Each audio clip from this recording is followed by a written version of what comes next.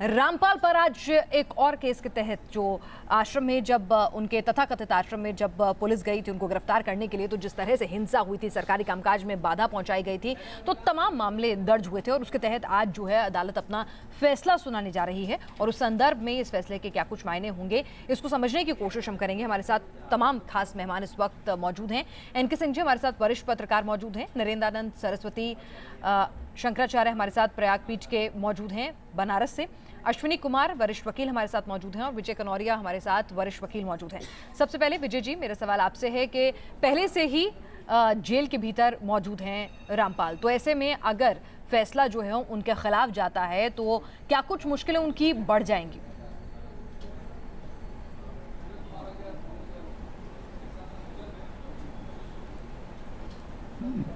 देखिए, मुश्किल तो बढ़ेगी उनकी, क्योंकि फैसला जिस तरह के फैक्ट्स हैं, जिस तरह की एविडेंस होगी, फैसला उनके अगेंस्ट में आने वाला है। और जो समय वो जेल में काट चुके हैं, शायद उतना रेमिशन मिल जाए।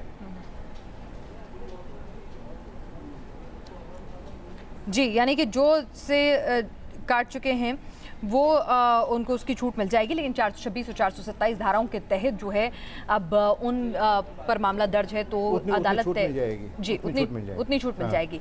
हमारे पास रविकांत भी हमारे सहयोगी हिसार से इस वक्त मौजूद है। रविकांत, जिस तरह से हमने देखा है कि इन तथाकथित बाबाओं की जो है, जो उनके समर्थक जो हैं, काफ़ी हिंसक रुख अख्तियार इतिहास में भी करते आए हैं, तो ऐसे में किस तरह के सुरक्षा इंतजाम आज रामपाल पर आने वाले फैसले को देखकर किए गए हैं हिसार और आसपास के इलाकों में?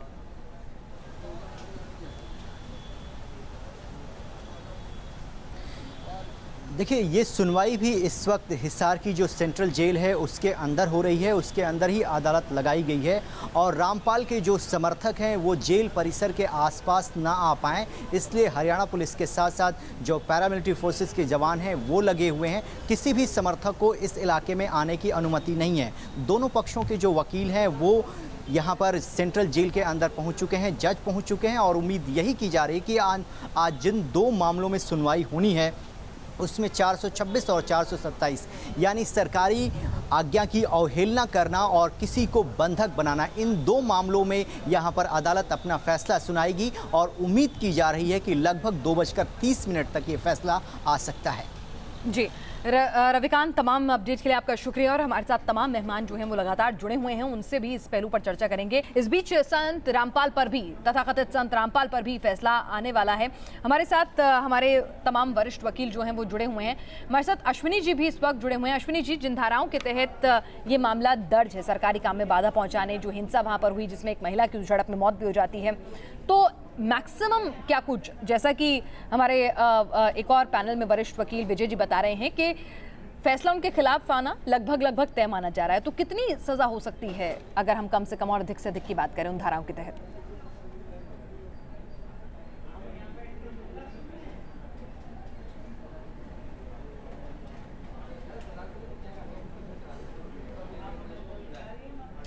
लगता है उन तक आवाज़ हमारी नहीं पहुंच पा रही है। हमारे साथ तमाम हमारे खास मेहमान लगातार जुड़े हुए हैं। शंकराचार्य जी भी हमारे साथ जुड़े हुए हैं। नरेंद्रानंद सरस्वती जी, नरेंद्रानंद सरस्वती जी, सवाल बार बार आप जैसे सम्मानित धर्मगुरुओं से उठ रहा है कि जब ये तमाम तथाकथित धर्म के नाम पर आडंबर करने वाले बाबा गुरु फल फूल रहे होते हैं, तब आप लोग एकजुट होकर इनके लिए कुछ कर क्यों नहीं पाते हैं? आप लोग क्यों नाकाम रह जाते हैं इन पाखंडियों से धर्म की रक्षा करने में, लोगों की रक्षा करने में?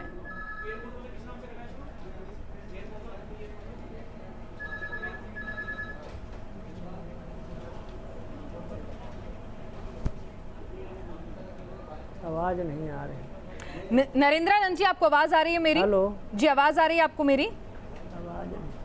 आवाज़ नहीं आ रही है। हमारे साथ हमारे वरिष्ठ पत्रकार एनके सिंह जी भी स्टूडियो में जुड़े हुए हैं। एनके सिंह जी, अभी जो खबर आई है, डेरा में 18 लड़कियों को छुड़ाया गया जिन्हें शाही बेटी कहा जाता था, यानी कि ये बेटियां जो हैं वो शोषण के लिए इस्तेमाल होंगी, और जब वो बाबा के पास जाती थी तब ये कहा जाता था कि आप उन्हें माफ़ी दे रहे हो, पिताजी की माफ़ी।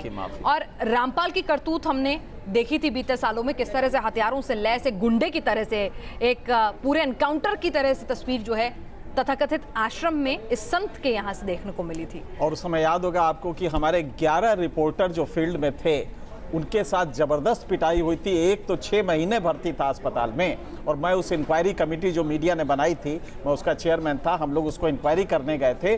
बाबा का वो एक फोर्ट था, किला था, और किले में आग्नेय अस्त्र रखे हुए थे, लाठी, डंडे, चाकू, सब कुछ रखा हुआ था। ये हमारा बाबा है। अभी आपने धर्माचार्य से सवाल पूछा था, अगर ये हिंदू धर्म का ऑर्डर प्रॉपर रहता तो ये लोग क्यों डेरे में जाते?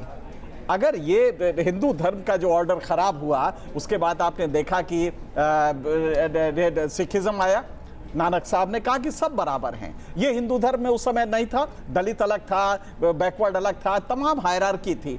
तो उस समय क्रिश्चियन वो आया, सिख धर्म आया।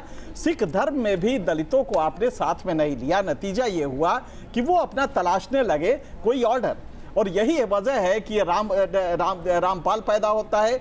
यही वजह है कि एक दानव के रूप में आपने देखा कि कल जिसको सजा दी गई है वो बाबा पैदा होता है, डेरा सच्चा सौदा का।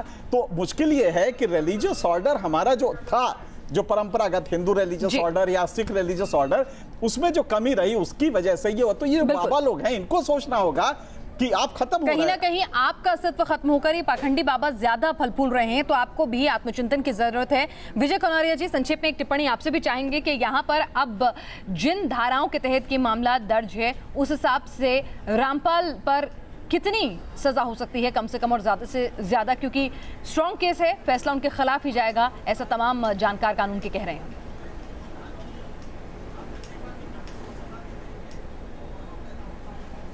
देखिए, जो केसेस अभी जो रामपाल के अगेंस्ट जिनमें वर्डिक्ट आने वाला है, वो केसेस ऑफशूट्स हैं, they are not the main cases. So जो भी धाराएं लगी हैं इनके ऊपर, उनमें पनिशमेंट तो मैक्सिमम 3 इयर्स हैं। जैसे 332